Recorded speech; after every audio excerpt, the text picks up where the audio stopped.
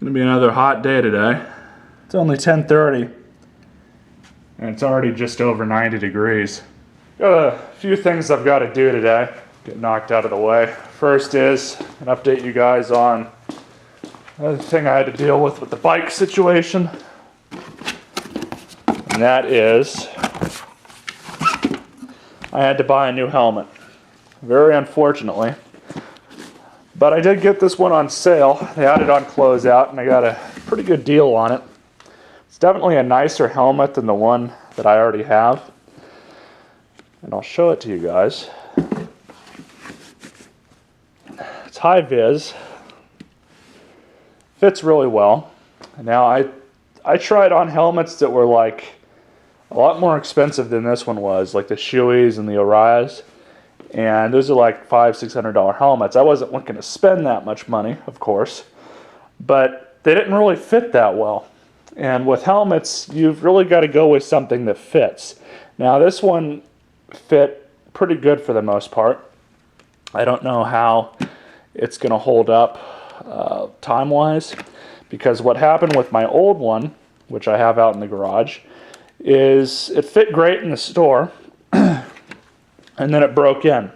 These things break in after a while and they can become pretty loose.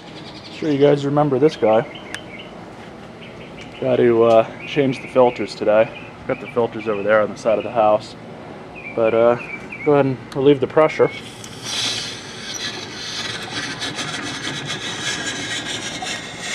And then go ahead and drain it in the little plug down there. And we'll go ahead and pop this cap off and change the filters out. Got the cleaned filters put in, O-ring put on, massive O-ring. This Magic Lube stuff, you really don't want to get it on your hands, so I use these gloves when I do this. You can get it off your hands, but it's just really, I don't know, tacky, I guess. And you really got to scrub it off if you get it on your hands at all. But I'm going to go ahead and throw the plug back in and throw this thing back together. And I'll get to cleaning these up. Now let's turn her on, check her for leaks. Go ahead and reset this to about noon. I only moved it up just so it wouldn't turn on accident when I was servicing it. Go ahead and close off the pressure release.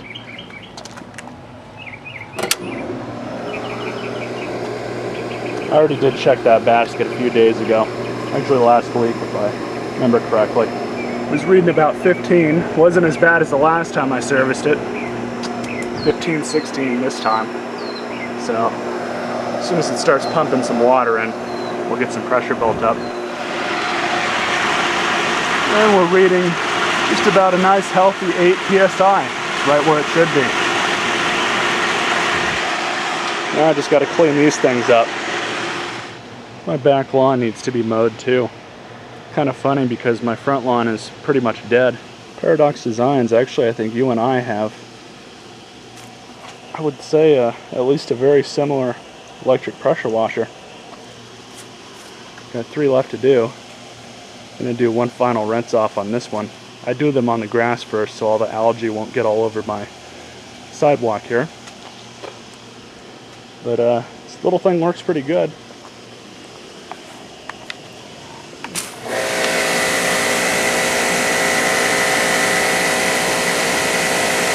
It's funny, the camera is actually picking up it rotating.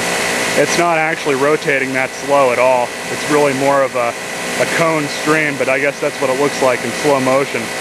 That's pretty trippy.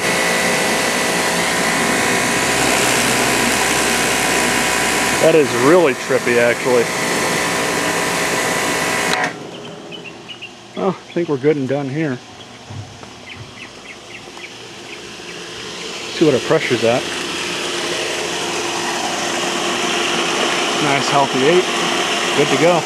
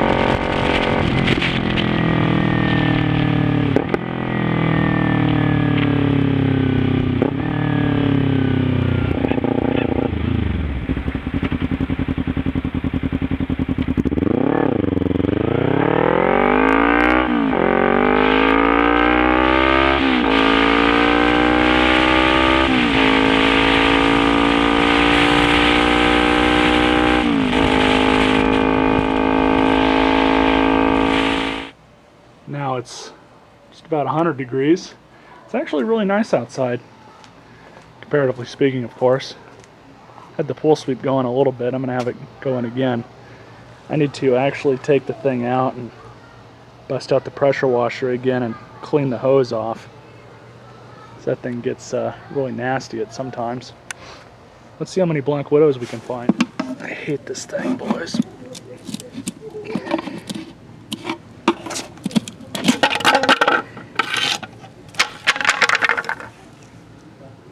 Nothing yet.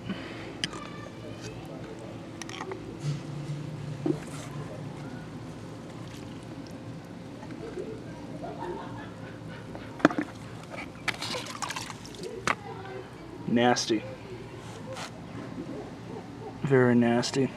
This is what that secondary basket's for over at the pool pump, is for anything that gets inside here.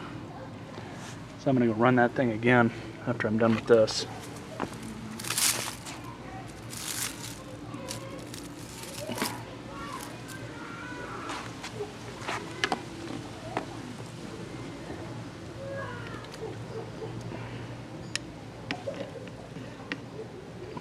Ooh, there's one. Which, this isn't even really a basket if I remember right.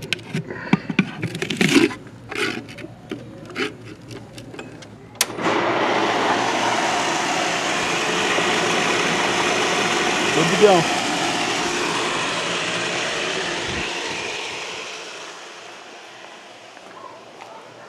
Oh, I also did the back lawn here. I also tuned up the lawnmower, but it's still not running quite right.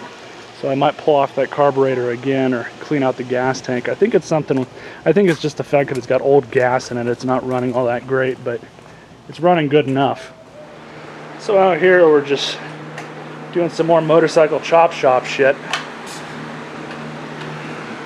My bike's a little bit quieter now.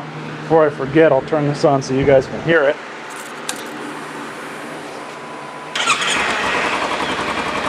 That's a lot quieter, a lot less obnoxious.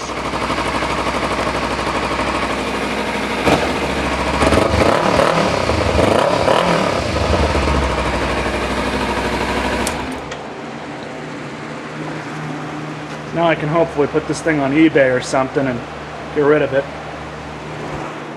Now what we got going on over here is light bulb changing.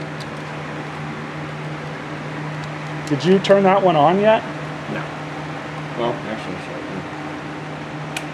oh, Jesus, fuck me. That's and that's on low.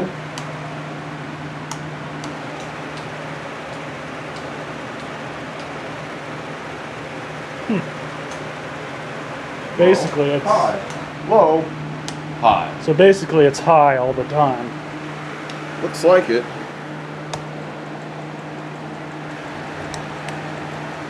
Are these the normal bulbs? Those are the LEDs. It's still noticeable. It works. I mean, that's got to be better than it was, right? Yeah, it's much brighter than it was. But I mean, just the fact that it's flickering now, you know? Here, turn around the backs, the back left. Yeah.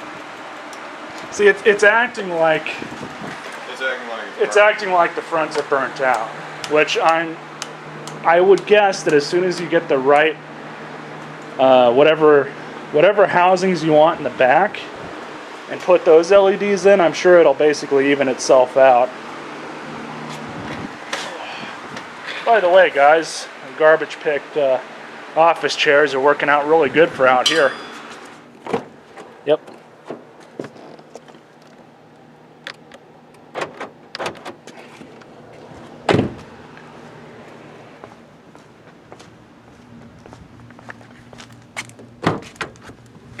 There it is. My buddy's car. It's an 04 WRX, right? It's an 04? Yeah. I plan on reviewing it at some point, by the way. And spoiler alert, but we've got to do the bottom subframe. And I hope to get some videos of this going. You can't really see it, but It's really rusty under here. His subframe is basically not attached anymore at this point. So he ordered a custom-made tubular subframe, which is what? It's made out of aluminum or steel? What? The new subframe? The new one is alloy. I want to say it's aluminum alloy. Yeah. It's 14 pounds lighter. Yeah. Of course, there's already a lot of weight reduction with the rust. Right. Redneck weight reduction. Here's a quick walk around of this thing. I'll do a review on it eventually, like I was saying, as soon as we get it all fixed up and going. He had a different trunk on the back, of course, that was original to this car, but it rusted out. So he got this one out of a salvage yard in Virginia. That's why it says RS Impreza on it. And it's actually a WRX. A little bit of rust. It's pretty typical from where this thing came from. But I'll get you guys a review on this as soon as we start fixing it up and making it look really nice. Not a bad car though. Really fun to ride, and that's for sure. And this little air compressor I got, I can't remember, I think I did a video on this, but I don't remember if I uploaded it. But I've got a couple lines for it, and basically I've been trying to find the compression fittings that go onto it. As soon as I do that, I'll have a working air compressor here for the garage. No idea when that's going to be, but I mean, I've looked all over the place. I have not had any luck finding what I need for it.